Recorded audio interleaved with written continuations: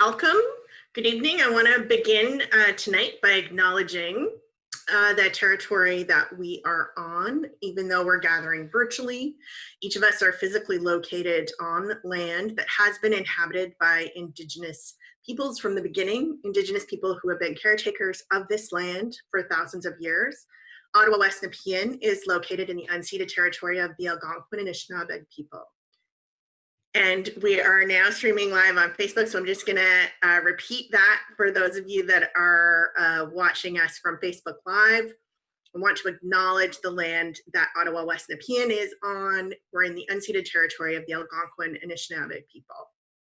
I invite you to take a moment to recognize the First Peoples of the land where you live, either by saying it out loud or by typing it into the chat box or into the comments on Facebook. For those of us who are settlers, this recognition of the contributions and the historic importance of Indigenous peoples must be clearly connected to our collective commitment to reconciliation and justice in action and not just in words. So thank you. We look forward to hearing where you're joining us from tonight.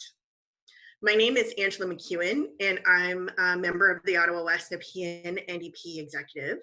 On behalf of the Riding Association, I'd like to welcome you to our town hall tonight, and thanks for joining us. We're really excited to be joined by so many people here in the Zoom meeting and live on Facebook. So just a few technical instructions. We're being broadcast simultaneously on Facebook Live. So if you're joining us on Zoom, you might want to turn off your camera if you're concerned about privacy. We're being broadcast in speaker view, so you shouldn't appear in the Facebook video as long as you remain on mute. If you're speaking, you'll show up. For your own enjoyment of the event, you might want to switch your Zoom to speaker view, which you can do in the top right-hand corner of your Zoom window.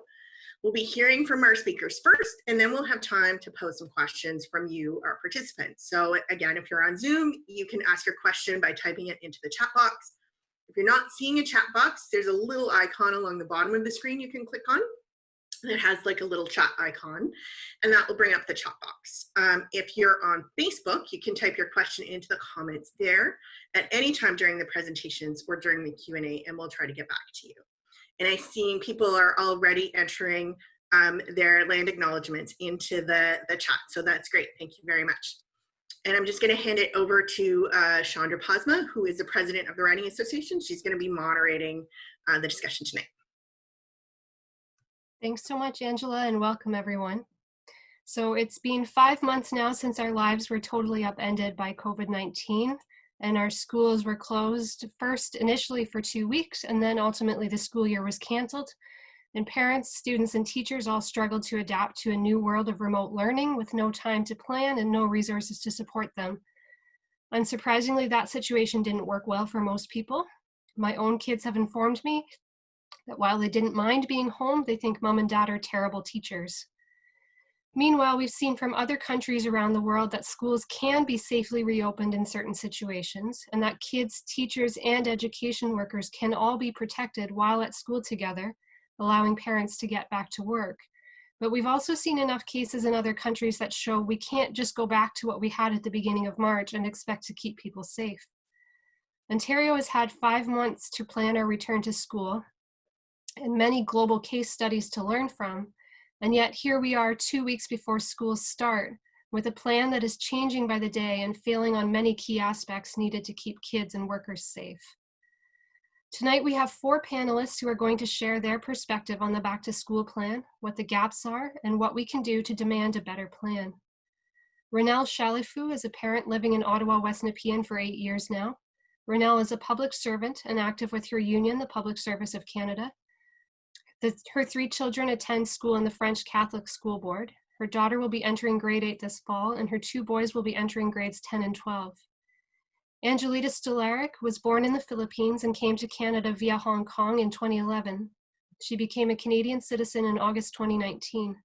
She's a full-time custodian with the Ottawa Carleton District School Board at Sir Robert Borden High School, a part-time secretary for the Indigenous and International Languages program at St. Patrick High School, which is part of the Ottawa Catholic School Board, and a part-time student in office administration in Algonquin College.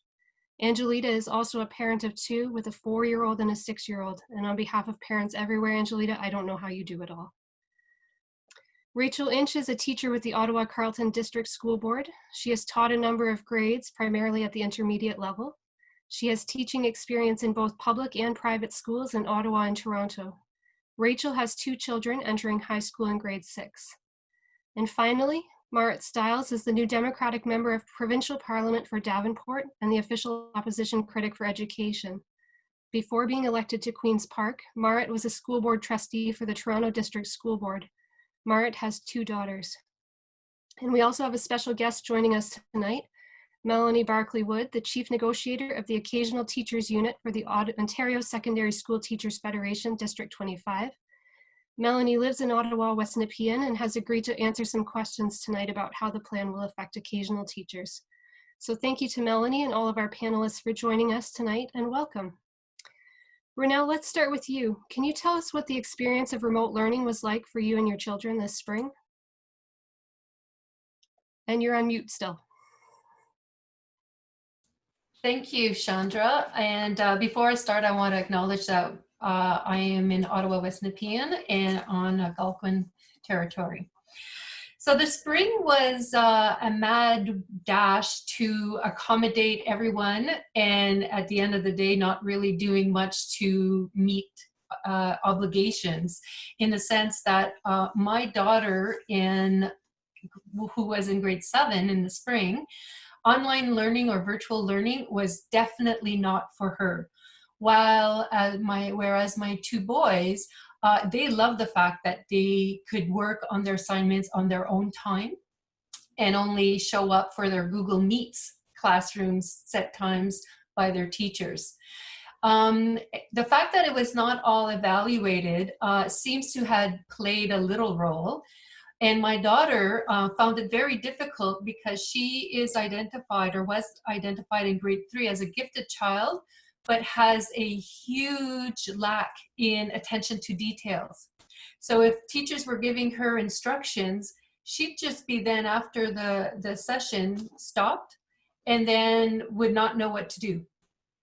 And because I didn't watch every session with her, nor my husband, it became a very difficult.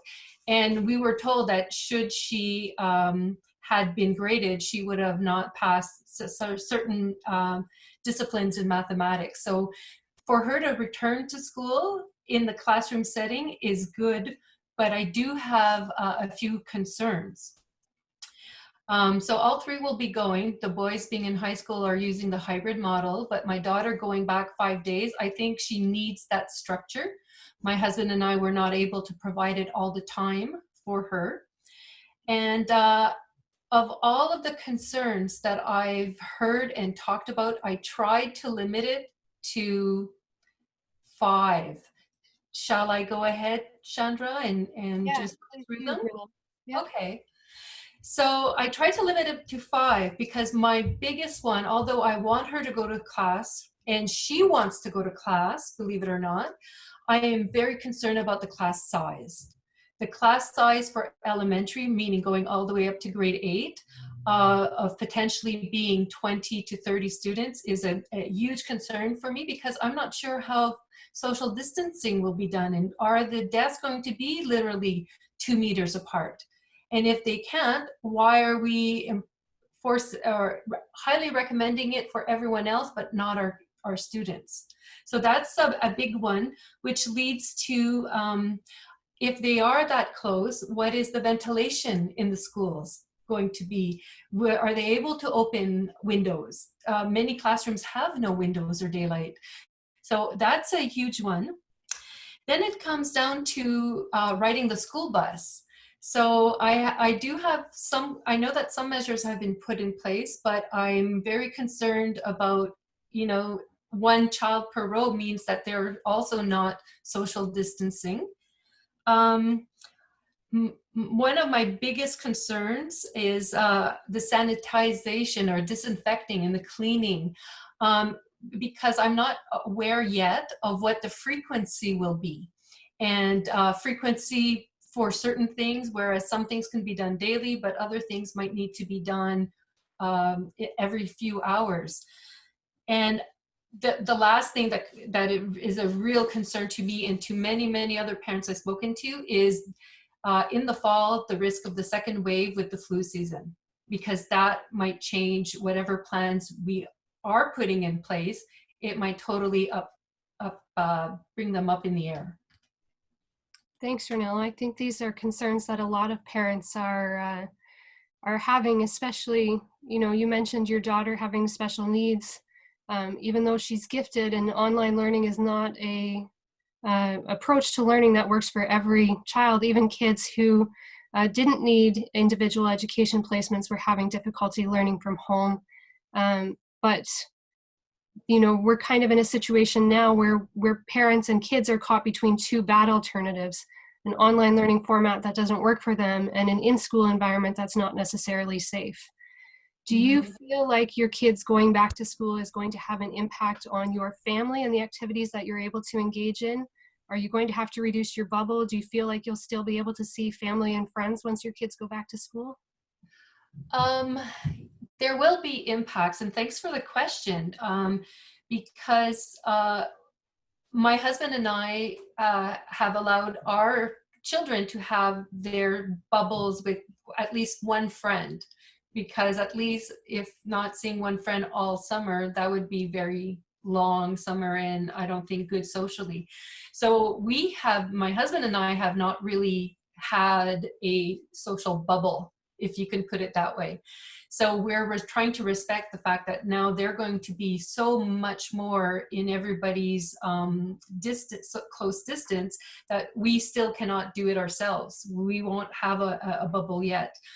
And if we did, we would probably want to reduce our bubble. But what I find that's going to be bad is really tied into that second wave, is what happens if there is a second wave and I, as a parent, and my husband, who both work, even though now we're working from home, I will not be able to do the homeschooling and assistance for my daughter and work a full-time job, because I sort of tried in the spring and I failed at it. I was not good at doing both because I was trying to do both in a set number of hours. And that to me is the fear that I might have to reduce my hours, work part-time, or try to figure out something with other families in the area where we could share a day for supporting our children. And are there any aspects of the return to school plan that you still aren't sure about? Like, it feels like the information has been changing daily since last Monday, when the school boards initially released a plan and told parents, now you need to decide whether your kids are going back or going to be in school. There have been about 3 updates with, well, actually the plan is going to be this. Is there still information that you feel like you don't have that you need to know when your kids go back in 2 weeks? The information, I think, or the aspect I want to bring in, and the panelists will be able to fill in a lot of the gaps, is the impact this is all going to have on the teachers, educators, custodians, because we don't hear a lot about that. We're hearing a lot about the questions from parents. But the news seems to change so often, and my sister is a teacher, and I have other friends that are in teachers as well, and they are very concerned. And so just knowing that they're concerned increases my stress. Absolutely. And Angelita, you're a parent too. Your 2 children were home in the in the spring, but they went to school this summer. Can you talk a little bit more about what your experience of the spring and summer were? Okay, so firstly, when you ask how I was able to do all these things, is because I'm very blessed with a very supportive husband who's making sure right now he's also with the kids, so I can focus on what I'm doing. Okay, so yes, I have a 4-year-old and a 6, which it was the summer online learning program that we enrolled them. So they really enjoyed it. But for us parents, it took a lot. It took a lot from us. We have to be with them. Sometimes my husband needs to be with my daughter, and I have to be with my son, or vice versa. So, but my husband is also working, and in the afternoon I have also to go to work. it's really, it's tiring. So, and also like the situation in the summer learning program for them is they were in a big group, then they were divided into small groups. So my children's group started with 6. At the end of it, there's only my children, my 2 children were in that 6. And there was like distractions, background noises from maybe from us as well, but also from, and they tend to be they're playing their kids. Um, it was a chaos. Um, for us parents, maybe fun for them. Then also uh, in one thing that I would like also to talk about is when we have questions to the teachers, they were not able to answer it in a timely manner. I know I understand they are busy, but I think we deserve answers to questions also, or like they will give you the link too, but it's a wrong link because it is a link for the other group. And so, yeah, it was interesting. It was challenging. And also right now, um, for the fall, after a really good discussion and considering our family's situation, we decided not to send our children to school. I have a mother. My mother-in-law is 85, and who just lost dad in April. My father. So, and sending our children to school could mean that they will not be able to see grandmama, and we don't want that, right? It's my husband and I don't. Also, my daughter, who is 6, is worried about it, although we tried our best to explain it to her, our views. But when she mentioned that, how about mommy, actually when she hear us talking about it, she was crying, and she said, how about if I go to the washroom and I'll get the virus there? And as parents, wow, it shocked me. So yes, we're not sending them back to school yet. Um, Also, as a parent, just like Rainiel, my concern is the busing. I don't think we don't have yet the like instructions on what to do. The buses are crowded, and for my children, one school bus will pick up, I think four schools, different 4 schools, and no, and I want to see that before the children go in the school bus, there's like they will check their body temperature, making sure there's no fever, before they get in the school bus and before they get into school. For those who are not taking the buses, that's what I want. I would feel safer if it's happening. I I am from the Philippines and I work in Hong Kong for 7 years, and if it can be done in Hong Kong and it can be done in the Philippines, I think we can do it here, right? Absolutely. So, Great. Angelita, your kids won't be going back to school, but you will be as a custodian. I And will be going back. I have no choice. I have to pay my bills. yeah. How do you feel as a custodian going back? Do you feel that you're being given the resources that that you need to be safe as a worker, but B, to keep the kids and the teachers at your school safe? It's not enough. Okay, for example, I'm wearing a medium-sized gloves, but right now we don't have it. It's back order, and so you're using a loose gloves. And also, we ran out of sanitizers. and we're using sanitizers. There's some sanitizers left which are expired 8 years ago, and we were just told that if you, as long as you use more, it's all right. That's what I have heard this week, and I was like, okay, so why there's the expiration date? So anyway, that's just my thinking, and I honestly don't think that there's something in place for the custodians. And you know, we I don't think, and I don't think we have the enough manpower to be able to enable us to meet the recommendation from the experts in the public health. I honestly, no, I'm sorry to say that. That's okay. Okay, so why I'm saying that, I have heard that we will be hiring 45 custodians, but we have 147 buildings. And when Riniel said that there was nothing, you hear nothing about this and that, because we don't hear nothing too.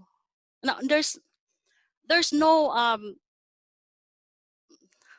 we're still also asking what are things going to be. um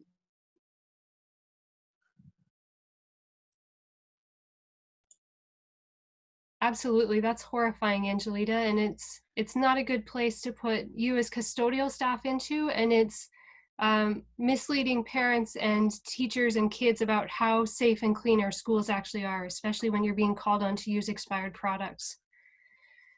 Rachel, you're a parent, but you're also a teacher, so you had to manage both your kids learning at home and your students learning by providing them with the resources for remote learning. So what was that experience like for you as a teacher? It wasn't great. I think the remote learning for my son, who was in grade 5, was very challenging. He's a very social kid, and he needs that interaction. My daughter did well to begin with. She was in grade 8. Did very well to begin with, but then I think once she caught wind of the fact that the evaluation wasn't really being considered, she tapered off pretty quickly. Even though I'm a grade 8 teacher, and I was giving her the same talk that I gave my own students, which was, you know, we may not be giving you a mark per se on this particular activity, but you know, we need you to learn this topic so that you're ready for your next step. So try to not be so marks focused, try not to be driven by your grades, try to be driven by the desire for learning, which is great when you're speaking to adults, but it's a little challenging with 13-year-olds because the only thing they know is the grading that they get, and that's the way that they sort of compartmentalize what they're learning. It's not good. I don't like that, but that's how the school has been set up for them since the beginning. So that was a difficult sort of mind shift. I would say I would give our family a failing grade if it came to the fact of how well we handled everything. My husband was home, I was home. Obviously I have many students, and it was a very quick turnaround. It was, you know, lay low, we'll figure this out, you're teaching tomorrow. That was it. Like that, it was a very quick turnaround. And for some people, it was a very quick technological jump. And fantastic teachers were feeling completely belittled because they didn't have the technology or the know-how to be able to deliver the program that they're so capable of doing. And it was really challenging for them, and their self-esteem and everything took a hit as well. So their mental health was challenged by this situation. I'm going to be sending both of my kids back to school, also because my son did not do well with the online. There was a lot of tears, pretty much daily tears. His teachers were fantastic. They did almost daily calls with him just to try to keep him focused and not be so down on himself. He frequently said he felt like he was failing, like he was a failure. And my daughter kind of shut down. That's a bit of the beginning teenage life, but it was a little bit of the, I'm not not engaging anymore. And I was started to worry about that. So we are sending both of them back. Having said that, we decided at 11:34 p.m. and the deadline was 12. And when we took the extra few days to discuss it, my husband and I. Another thing that I find troubling is that I just got an email today as a parent outlining what the online learning looks like, but the deadline to make that decision has already passed. So people were making a decision blindly. And again, now they've extended the decision-making process again to the 21st. You can change your mind. But at this point, with 91% of people responding, this is for OCDSB, 21% at the elementary level are opting for online learning and 21% at the secondary level. So there's a decent chunk of people who don't feel safe, and I would echo both Ronelle and Angelita that I don't think it's going to be safe. My mom is 69. She lives in Ottawa. We won't be seeing her. My mother-in-law, unfortunately, is very ill, and we definitely won't be seeing her. It's not, and one of the questions earlier that Ronelle had asked was the sanitizing, like disinfecting. And what I have read from the initial policy that was sent out was high traffic doorknobs, hand railings, etc., have to be cleaned twice in 24 hours, like twice in a day. I'm not sure if that's enough, but there's also quite a bit of research that says that's not the biggest issue. The biggest issue is the airborne issue. And here is my biggest sticking point. And this is what if I could say one thing, this is what I want everyone to hear. We need reduced class sizes. We cannot have social distancing in a classroom with 29, 28, 30, 32, 27. It's not possible. Our schools are not built for that. And we've also been focused so heavily in the last several years on collaboration that a lot of classrooms don't even have desks. They have tables. And where are these desks going to come from? And granted, there is at this point 28% of elementary students who are going to be remotely learning. But that still leaves class sizes in excess of the 15 that the Hospital for Sick Children said was a priority mitigating factor in returning to school. So if it's a priority mitigating factor, it should be the first thing on the list. It shouldn't be what we're fighting for now, and our kids deserve better and our teachers deserve better. Amen. Absolutely. So for permanent teachers, you will have likely one class assigned, or you might be moving back and forth between two classes, but they promised to try to keep the cohorts down to 50. But for, I know, well, and that's 50 for everybody in your family. So if you've got 3 people in your family in school, your cohort is suddenly 150 people. But for substitute teachers, there is no such guarantee. And we need teachers to be able to take sick leave. We need everybody to stay home when they have symptoms. So we need teachers to be able to take sick leave, but that means having a substitute teacher.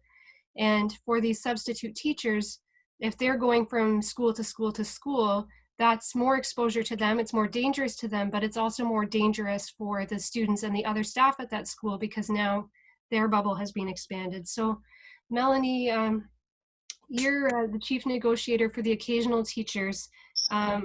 What's OSSTF calling for in order to protect occasional teachers and make sure that they don't have this huge exposure that expands the risk for everybody? Well, I have to say it's different depending on which board you're in.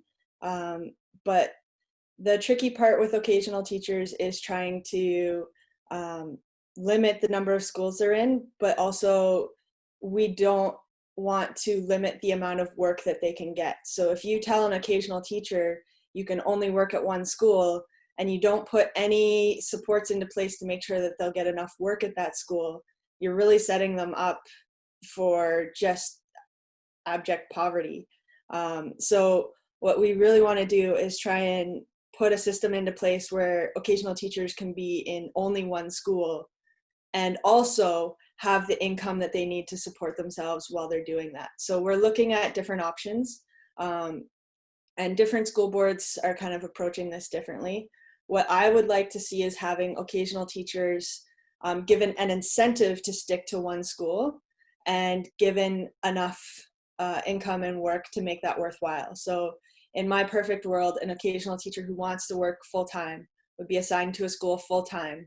And then if they don't need that many occasional teachers that day and they have some extras, great. There's a whole lot of kids who've been out of school for 6 months. We need those extra supports to help them with their learning. We need those extra supports to help them with their mental health, with everything else. So having some extra teachers in the building to help bridge some of those gaps and help some students kind of get back on track and get back into learning would be great. And then that way, the occasional teachers would have an incentive not to be tracking from school to school to school to school, and then also would have enough money to have an income and be able to support their families and not be in a situation where they have to choose. The other thing is, right now the system requires teachers to self-assess before going into school at the beginning of the day. Well, if you're an occasional teacher and you are sick, you don't have any sick days. You don't have any supports for that whatsoever. So then you're putting an occasional teacher in a position where in their self-assessment, they're like, I coughed this morning. Do I count that as a cough, or do I kind of blow that off? Oh, it was just a tickle in my throat. It's nothing. And put an occasional teacher in a position where their real incentive is to go into school not fully healthy.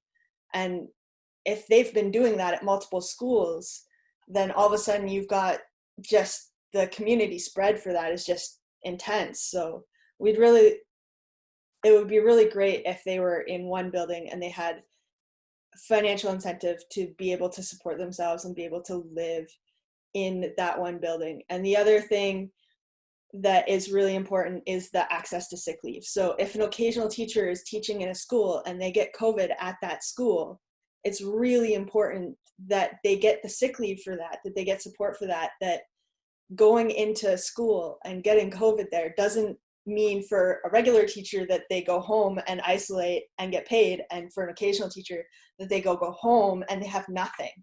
So it's tricky. It's a lot of conversations we're having with the board on a regular basis, and we haven't worked out all the details yet, but it's definitely something where we want to make sure that everyone is safe and that the number of contacts that people have is minimal. So hopefully we can get that figured out, but it's definitely an ongoing conversation. Thanks, Melanie. And we've already seen what this looks like in the long-term care sector, where they banned workers from working in more than one home, but they didn't give them full-time jobs and full-time pay.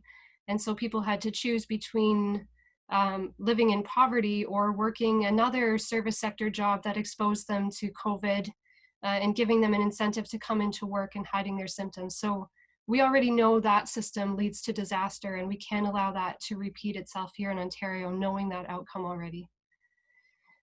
Marit, many of the problems we're hearing tonight, although they're of deep and immediate concern because of the pandemic, are actually not new concerns. You know, the problems with ventilation and classrooms and technology are not new. We have a deficit of billions of dollars in our school buildings. Teachers were just out on the picket line earlier this year in minus 20-degree weather in Ottawa, West Nepean, calling for smaller class sizes, protesting the lack of supports for students with special needs, the diverse needs of students in one classroom that teachers were being expected to handle all at one time. This has been an ongoing problem in our education system. How has the underfunding of our education system contributed to this crisis that this pandemic is now really shining a light on? Yeah, thank you. And thanks for inviting me tonight. It's a great panel. I'm really excited to be here. Hello, everybody. So absolutely. So this situation we find ourselves in many ways is completely unprecedented, right? But at the same time, the roots of the obstacles that we're facing are in systemic issues. And I want to I want to list a couple of them the way I see it. And also, I think it was really important that you noted at the beginning just now that we were fighting just months ago. I mean, I was out there on the picket lines in Ottawa, and you know, with education workers fighting for smaller class sizes, fighting against a mandatory online learning, because we knew that not every child would be able to have the capacity, and not every family had the capacity for mandatory online learning. So it's almost seems like a year ago, but it really wasn't that long ago, and here we find ourselves. So I mean, on the funding side, we have a funding formula in education that I could talk about for a while and put everybody to sleep. But it basically, it funds education based on bums in seats as opposed to needs. And it doesn't allow any flexibility in the system. Or if it does, it's really minimal, and it's things that boards have had to really fight for. And so there's so little flexibility in the system that right now, when you face anything, and this is by any measure a pretty enormously different situation we're in right now, but there's no flexibility in there for boards to throw additional resources anywhere. So that's that piece. The other piece I would say, as you mentioned, is the capital repairs issue, which I think is something that many parents have become very engaged in over recent years. There's a group based here in Toronto where I am called Fix Our Schools, which has done incredible work and with parents and communities across the province. When the Liberals left government, we had a $15.9 billion capital repair backlog in our schools across the province, which is a sum that is unimaginable. Under the Conservatives in the last 2 years, and I questioned them on this in committees and got the numbers, we're now up to 16.3 billion. So it's increased, considerably again. And that, by the way, that capital repair backlog happened under the Liberal government because there was a failure to invest in education. We're just basically putting Band-Aids on things instead of dealing with some of the structural issues. So that's the first thing, and that's why we have schools, that don't have windows that open or haven't had HVAC systems updated in many, many years. And when I hear the Premier today say that he's going to throw $50 million at that and fix everything by the time school comes back, I laugh so hard, because we all know that our schools, many of them are very old. And you don't just go in there and start chipping away. You end up with asbestos and all kinds of other issues. It can take months to deal with these issues. So they are way behind. And then the other thing I just wanted to mention was that I think that many of the issues we talked about today point to the fact that, some families have the choice, and it's a really difficult, impossible choice to make, to keep your child home. So many families will not have that choice at all. And so many workers will never have that choice. And we know that COVID impacts some communities differently already. We know that. Lower income communities, racialized communities. And so if we know all of this, we've learned so much over the last 6 months even, why are we not taking any of that into account in how we're approaching COVID-19 in our schools? And one of the things I wanted to mention is, like, a good example mentioned by our occasional teachers is not having paid sick leave, not having job protection for people, so they can make that call to any parent. My kid isn't well. They shouldn't go to school today, and I'm not going to lose my job, and I can keep food on the table. So that's the other thing. But finally, at the end of the day, the systemic failure in our education system has been a lack of political will to really, truly invest in public education and give it the priority that it deserves. Because as we know right now, it is the most critical factor in keeping our communities safe and healthy and in economic renewal. Thanks, Marit. So now we're going to take questions from the participants, and I just want to remind you, you can type your question in the chat box on Zoom, or you can type your question as a comment on Facebook. And Marit, I just want to start with a question that follows up from something that you said. It's a question from Robin Baldwin. I've just found out that my son's school doesn't have air conditioning or even an HVAC system. How is the government planning on installing a full HVAC system into his school to ensure clean, fresh air supply by September 3? Yeah, so this is where I'm just going to say it. Doug Ford is lying. He is lying to everyone. If they had started 6 months ago, as we were saying, in the NDP official opposition, you should be in there now looking at these issues, preparing our schools, investing now. Even then it would have been difficult, let's be honest. But the truth is that it won't be solved easily, and it certainly won't be solved in most schools. And I think somebody actually just posted in the chat, Troy posted that the deferred maintenance at the Ontario Catholic District, or Ontario Carleton District School Board, is over 750 million. So, you know, that's not necessarily just HVAC, of course, but it gives you a sense of the enormity of the issues that we're facing. Absolutely. And Melanie, this might be a question for you, although Marit, maybe you know as well. This is a question from Melanie Shaquin. As per the collective agreement, in order to remain an occasional teacher in the Ottawa Carleton District School Board, you're required to complete at least one work assignment between the period of September 1 and February 28 of the following year. But what happens if you're high risk and you can't afford to be in the classroom? Will you lose your certification and your place on the teaching roster? Yeah, so I did actually respond to her privately, but I can definitely talk about this because this is a conversation our president and I actually have regularly. And one of the things with OTs is that a lot of vocational teachers work for more than one board. So not only are we working in multiple schools, but we're working in multiple schools and multiple boards, and sometimes on multiple lists. So technically, I am on the elementary and secondary list for both Ottawa Carleton and Upper Canada. And there's no way I'm doing that next year. I'm going to definitely need to take some leaves, but I'm not unique in that situation at all. And so we've been talking about how can we make arrangements to reduce that. And ideally, I would like to see boards let occasional teachers take leaves of absence without it counting towards their leaves of absence. And ideally removing that requirement for renewal to the list just for this year while we're trying to make sure that people stay safe.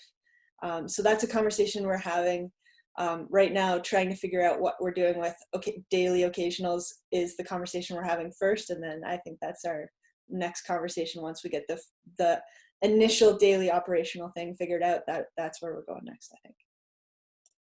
And Rachel, what's happening with permanent teachers? The Ottawa Citizen mentioned today that both the Catholic Board and the Ottawa Carleton District School Board have been inundated with requests by teachers either to be allowed to do online teaching rather than in person or for leave requests. Is it clear whether requests for medical needs or for a family member's medical needs are going to be accommodated? From my understanding at this point, is that up until today, we didn't even know who was administering the online learning. We weren't sure if it was going to be the teachers in the classroom or a separate. As we found out today that it will be a separate group. So my understanding is that some teachers who are not able or don't feel comfortable going back into a classroom situation would be part of that school, the online school. But I've also been told that it would be unpaid leave if it wasn't specifically medical. So if it's a fear of potentially getting it or getting it and bringing it home, that would be unpaid leave. That's as it stands right now. That's my understanding for permanent teachers. So which is a big reason why my children are going back, because my husband's going back on August 24th to work, and we can't afford one salary. So the understanding is unless it's a specific medical issue that it already exists, in which case it would be medical leave. So. Thanks. It's hard to believe that people are being put into this position where they need to choose between their real fear of being infected with a very dangerous and scary virus and Keeping your job. Yeah. This is a question for all of our panelists. I don't know if anybody can answer it. Does anybody know what level of contagion will close schools in Ottawa? I do not. I know that we got an update today from Ottawa Public Health in terms of what their responsibilities are, but it in nowhere, they outlined the school board's responsibility and Ottawa Public Health's responsibility, and nowhere there does it have any indication as per the number of infected people. Yeah, that I would say that as well. I've been asked this a lot over the last few days, and you know, is it, the question is it one child in a classroom? Does that isolate a whole classroom? Is it two? Is it three? Is it more than one class? And this is what we don't know yet, unfortunately. And I do hope that that's where our public health experts are going to come in and fight for our families and our kids and our communities, because I think that that's when the government is going to have to be forced to make some really big calls. I will say that in the feedback we got today, it did say that if a child had direct contact, so if there's a student in the school, the whole school wouldn't be shut down, obviously. But my issue as a classroom teacher is we have almost 1,200 students at our school, and we're an elementary school, and we have over 100 staff. So how do you decide if there was actually direct contact or not? I mean, it's the logistics alone it's not feasible. So I don't know how they're going to be able to. That's the wording that they've used in the roles that they've outlined. But how do we decide what direct contact actually is? And you know, we don't have eyes everywhere, so there's going to be direct contact at some point where we don't see it. And it starts to feel a bit like a game of Russian roulette. My kids, who have actually all been sick with COVID and know what it's like, have told me just in the past couple days that they don't care if they get it again because they just want to play with their friends. And I don't know how teachers are possibly going to keep their eyes on all kids at all times, making sure they're keeping their distance and not engaging, because that's what kids want to do naturally. Mm-hmm. In the same vein, we've gotten a question about masks. I don't know if anybody can answer this question, or if this is another gap where we don't have the information that we need about what the plan actually is. But what will be done for kids who have hearing impairments or sensory challenges or breathing difficulties like asthma? Will they be required to wear a mask? Are there accommodations for them with those masks? My understanding is that face shields are an option for people that need to see the mouths, but beyond that, I don't know for kids who are, you know, terribly asthmatic or situations like that. I don't even. In fact, I emailed that question today. What happens if a student can't wear a mask, or what happens if you have a split grade, a 3-4 split grade? 3's mandatory, 4's, or 4's mandatory, 3's not. So. And then how do we even follow up with that? How do I as a teacher say to a child who I see in the hallway that they should or shouldn't have a mask on, and I don't know their background, I don't know if they have an illness that prevents them. It's just, there's just so many questions around it, but there's no direction. Mart, did you want to add something? Yeah, I mean, and my understanding as well is that, I mean, I know that boards are working with public health officials and community in you know, region by region as well, and looking for clarity. So I've heard similar things, face shields. I think schools are actually going to end up making a lot of creative decisions around some of this, you know, in ways to send signals or signify that a child has a reason is permitted not to wear a mask. Those teachers don't put them in an awkward situation. I mean, I also want to say in some boards across the province, where they are starting to actually pass motions to require that all students wear. Now, obviously, there will be some room for exclusions, but so that the K-8s also would be required. K-4 would also be required to wear masks. So, and the government has said today that they think that's just fine. So, you know, again, it's become a bit of a patchwork too, right? As boards are really scrambling to try to figure out ways to deal with all these gaps in the guidelines they've been given. Which does beg the question why we don't just push the start date of school back instead of insisting that we must open on September 3 at all costs, whether we're ready or not, and whether we have a plan or not.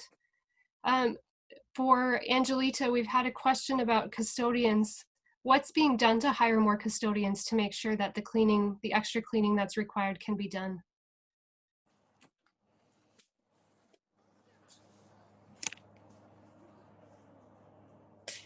You're still on mute, Angelita. Can you repeat the question, please? Yes, what's being done to hire more custodians to make sure that the extra cleaning that is required gets done? Okay.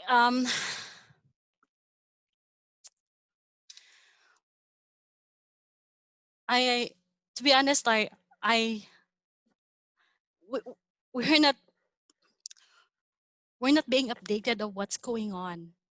And all I think that I know from a personal experience is, okay, if there's, it took me 4 years to get my benefits, full benefits. And how can you encourage someone to work when they know that it will take you that long to get the benefits? And this is, we joke sometimes at work to our new workers, hey, don't work too hard. If you get hurt, you don't have benefits. You know, we have, and also for casual workers like the OTs, they don't have this privilege for sick leave. I know personally, I have recruited more than 20 people to the school board to be custodians, because these people I know take pride in what they do. But some of them, because they don't have the sick leave, or even though they are tired, they just drag themselves to work. Because again, yeah, we know you don't come to work, you're not paid. So I don't know how it is possible to for us custodians to you know, it's impossible. And you have to remember also that cleaning and disinfecting are two different things, which is required from us. For an elementary school, there's one custodian that will be doing the work from 6:30 in the morning till around 2:33, and for the evening shifts, there will be from 2:30 to midnight. But so how could you, it's tough. And I think, yes, I don't think the planning is very poor. And I don't think they are considering the people, like the custodians who are not seen. We don't want to be recognized, but we want to be also like considered. When you mention about touch points, it's not just the handrails, it's not just the doorknobs. There's plenty. Can you imagine 30 desks and 30 chairs that will be disinfected? How could one person during the day do that? And for the evening, for us in the evening as well, for the people, both more, all custodians, we also provide customer service.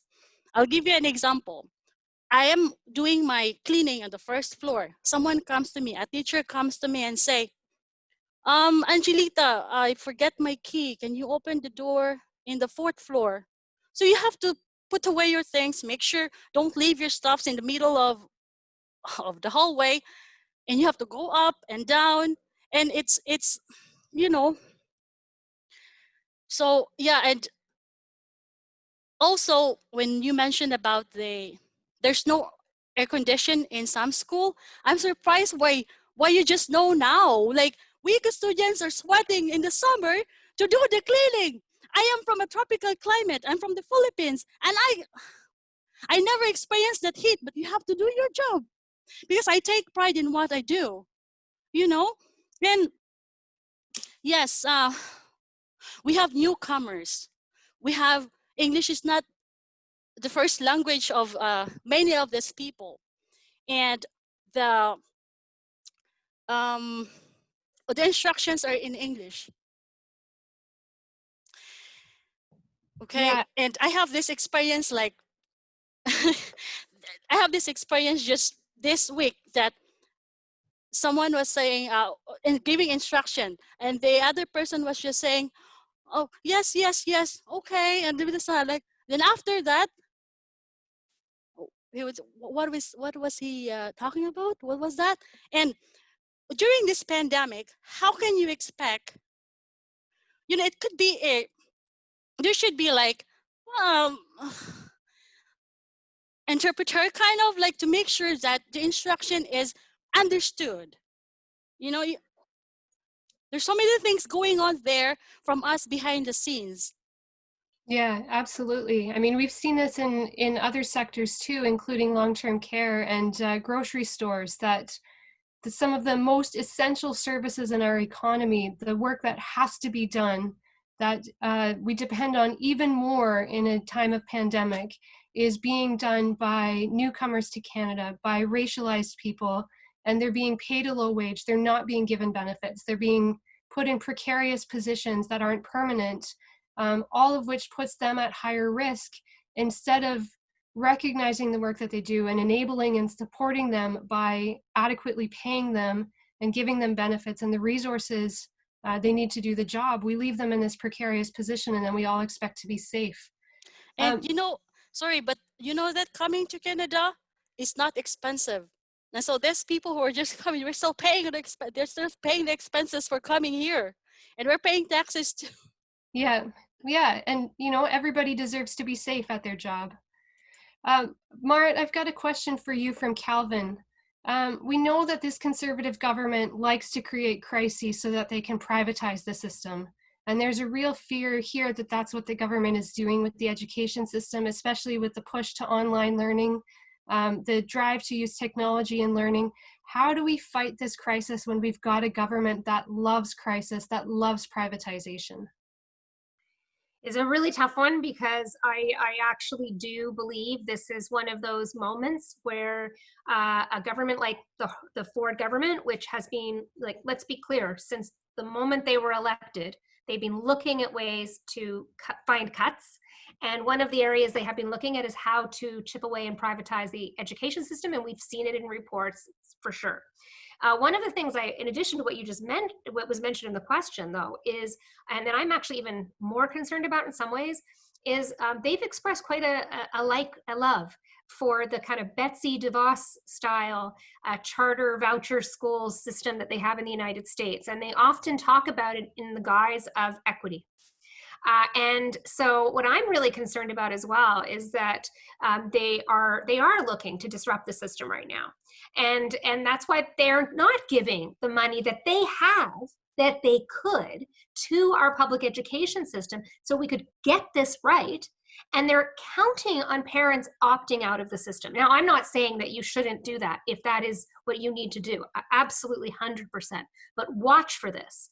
I would not be surprised if they don't try to come out at some point soon with some help for all those parents who have to find private tutors suddenly, or need to decide to send their kids to private schools. And when we start to go down that road, we're talking about publicly funding private education, and that will be the death knell of public education in this province. So I'm really, really worried about that. I think we should be very much on watch for it. And I mean, it is it's not the main reason I'm fighting right now hard for smaller, safer classrooms, but it's on my mind that the government will take this opportunity, I think, because they do have it's ideologically not where they're at. They want to see a proliferation of private choices in education. Thanks, Marit. That is very scary. I wish we could keep this amazing conversation going for much longer. I'm really enjoying it and learning a lot, but we are unfortunately about to run out of time. So I want to end with one question to all of the panelists, which is, what one action do you recommend that everyone here take tonight or tomorrow to demand a new and better plan to keep our kids and our workers safe in September? Marit, can I start with you? Yes, I was pulling it up on my phone. I'll give you two phone numbers. Doug, 416-325-1941. Stephen, 416-325-2600. Call them. Tell them to take responsibility for guaranteeing class sizes below 15, distancing, safe ventilation, more supports for our students, and call all of those many Conservative MPPs in Ontario and let them know how you feel too. Thanks, Marit. Rachel, do you want to go next? Sure, I would also echo that. I would say also put on your list to call your trustee, because that could be an entry point for a lot of people. That's maybe a little less intimidating for some people. And be vocal, talk, make sure people know how you feel, and don't settle. We have to keep pushing this, because we've seen with this government, if we push hard enough and if there's enough dissent, that they will change their policy. So we just have to not settle and be vocal. Thanks, Rachel. Renelle? Well, I took an action yesterday, but I think I'll have to supplement it. I went on a teachers union site, and they have email the Premier and Stephen Lecce and your MP. And I think I did it in all 4 big union sites, and I'm just flooding them with my concerns. Thanks. And Angelita? Okay, so we have 2 weeks more to go before students go back to school.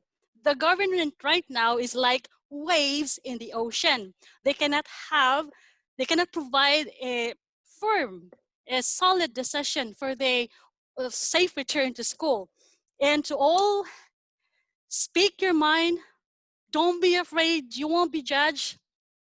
We have to work in this together. And the government, please don't be stingy on education. Don't wait for the last minute. Don't wait too long to make a decision. You have to remember that every individual is being affected here. Every child, every mother, every father, every foster parent, every family is being affected. So we cannot send militaries, right, to battlefield without the proper armor. So same as us, don't send us there without the proper equipments to do this, to meet your expectations, to meet your suggestions on what safety and security is for all individual, for all workers in the school board, for all students. Thank you. Absolutely, 100%, Angelita. Thank you.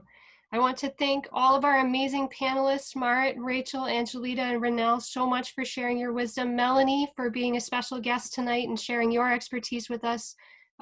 We very much appreciate it. I've learned so much, and now I'm going to go call Doug and Stephen's phones once we hang up here tonight. We're also going to share a link in the chat to the Ontario NDP website, which, like the teachers unions, has a page where you can email Stephen and Doug. Why not email them every day between now and September 3? Flood those inboxes and keep the pressure up. Don't forget to call as well. And keep active. If we keep up the pressure, we can demand change. I also want to extend an invitation to everyone who's joined us tonight for our next town hall, which will be on post-secondary education and youth issues. Post-secondary education is another area where students have been heavily hit by COVID. Workers too aren't exactly sure what's happening with their jobs and safety provisions. And the government has kind of dropped the ball on supports for students with the emergency student benefit and the student service grant. So we'll be covering that on September 9 with our special guest, Lindsay Matheson. And you can learn more about that by signing up for our newsletter or going to our website at ownndp.ca, which is also where you can make a donation to support our work if you'd like.